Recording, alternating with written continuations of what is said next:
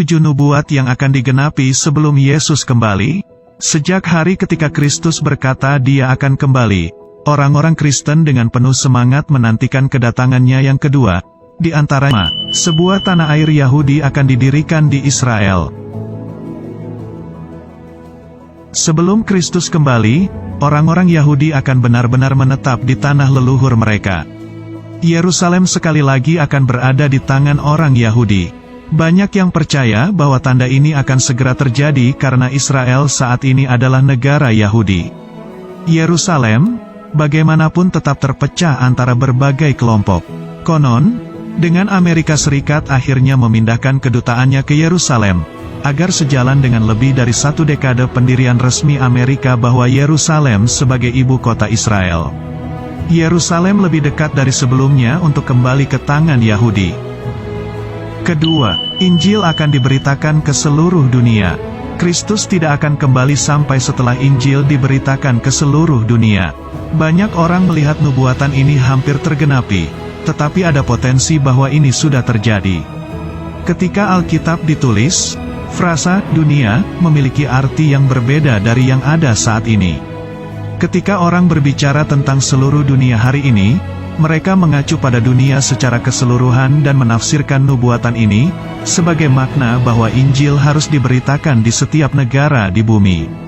Namun, selama nubuatan itu pertama kali ditulis, dunia tidak digunakan untuk merujuk pada setiap inci tanah di bumi, tetapi sejauh Kekaisaran Romawi.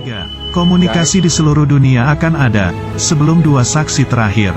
Salah satu kisah akhir zaman yang lebih dikenal adalah bahwa Tuhan akan mengirimkan 2 saksi terakhir untuk memberitakan Injil. Wahyu 11 ayat 3-10. Dan aku akan memberi tugas kepada 2 saksiku, supaya mereka bernubuat sambil berkabung, 1260 hari lamanya. Mereka adalah kedua pohon zaitun dan kedua kaki Dian yang berdiri di hadapan Tuhan semesta alam. Dan jikalau ada orang yang hendak menyakiti mereka, keluarlah api dari mulut mereka menghanguskan semua musuh mereka. Dan jikalau ada orang yang hendak menyakiti mereka, maka orang itu harus mati secara itu. Mereka mempunyai kuasa menutup langit, supaya jangan turun hujan selama mereka bernubuat, dan mereka mempunyai kuasa atas segala air untuk mengubahnya menjadi darah, dan untuk memukul bumi dengan segala jenis malapetaka, setiap kali mereka menghendakinya. Dan apabila mereka telah menyelesaikan kesaksian mereka, maka binatang yang muncul dari jurang maut akan memerangi mereka dan mengalahkan serta membunuh mereka. Dan mayat mereka akan terletak di atas jalan raya kota besar, yang secara rohani disebut Sodom dan Mesir, di mana juga Tuhan mereka disalibkan. Dan orang-orang dari segala bangsa dan suku dan bahasa dan kaum melihat mayat mereka 3,5 hari lamanya, dan orang-orang itu tidak memperbolehkan mayat mereka dikuburkan. Dan mereka yang diam di atas bumi bergembira dan bersukacita atas mereka itu dan berpesta dan saling mengirim hadiah, karena kedua nabi itu telah merupakan siksaan bagi semua orang yang diam di atas bumi. Agar ini menjadi kenyataan, seluruh dunia harus saling berhubungan dan dapat berkomunikasi satu sama lain dalam mode yang sangat cepat. Sekali lagi, syarat-syarat yang diperlukan agar nubuat ini tergenapi hampir selesai. Dengan munculnya internet, media sosial, dan smartphone, semakin mudah bagi orang-orang untuk menyampaikan informasi satu sama lain. Peristiwa yang terjadi di satu sisi dunia dapat disiarkan ke sisi lain dalam milidetik. Dunia juga menjadi semakin memusuhi kekristenan. Keempat, bencana-bencana alam akan meluas. Akhir zaman akan menjadi bencana. Ada alasan mengapa kata kiamat dan kehancuran dikaitkan dengan kehancuran besar. Selama akhir zaman, Tuhan akan mengubah alam melawan manusia.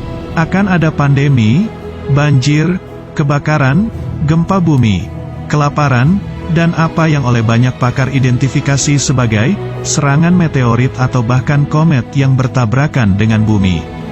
Banyak bencana ini akan terjadi di seluruh dunia dan membunuh miliaran orang. Kelima, perang dan kekerasan akan merajalela.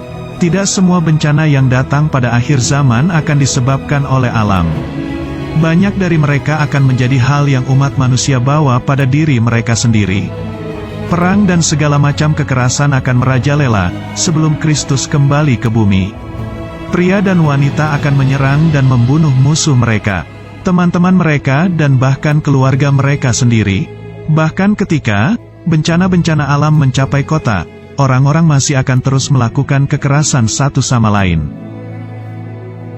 Keenam, seorang nabi palsu yang karismatik dan meyakinkan akan muncul. Tidak ada tanda-tanda akhir zaman yang telah memukau imajinasi dunia sebanyak antikristus. Sosok ini akan sama karismatiknya dengan mereka yang jahat dan akan menyesatkan jutaan orang. Mereka akan menyebabkan kematian ratusan ribu orang, dan membuat banyak orang melawan Tuhan sebelum Kristus kembali ke bumi. Ketujuh, umat Tuhan akan diburu dan dibunuh. Sebelum Kristus kembali, umat Tuhan akan diburu dan dibunuh oleh orang-orang kafir. Mereka yang berani berpegang teguh pada iman mereka, akan mendapati diri mereka tidak dapat berdagang atau berbisnis dengan orang lain. Mereka akan diusir, dilihat sebagai orang buangan dan akhirnya, mereka akan diburu dan dibunuh. Mengingat meningkatnya tingkat penganiayaan Kristen yang mematikan di Timur Tengah, Afrika dan Asia, serta semakin meningkatnya pengucilan dan kebencian yang dihadapi oleh orang-orang Kristen di Barat, saat iman akan sekali lagi menjadi masalah hidup dan mati bagi orang-orang Kristen. Orang-orang Kristen selalu memperhatikan tanda-tanda yang menunjukkan bahwa Kristus akan segera datang kembali. Pada abad pertama, Paulus mendesak orang-orang Kristen harus waspada dan mempersiapkan diri untuk kedatangan Kristus kembali. Di abad ke-21 ini, blog dan situs web yang tak ada habisnya didedikasikan untuk memprediksi peristiwa luar biasa itu. Terlepas dari abad mana orang-orang Kristen mengawasi, faktanya tetap bahwa setiap orang menunggu untuk melihat kapan tanda-tanda terakhir akan digenapi, dan Kristus akan kembali sekali lagi kepada umatnya.